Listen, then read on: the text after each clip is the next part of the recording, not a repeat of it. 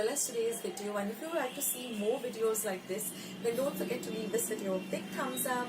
Also by clicking the thumbs up icon.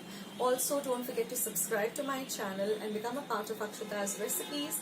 Once you have subscribed, there is a small little bell icon that will pop up, so just click on that. That way whenever I put up a new recipe or a new video, you get a message for the same.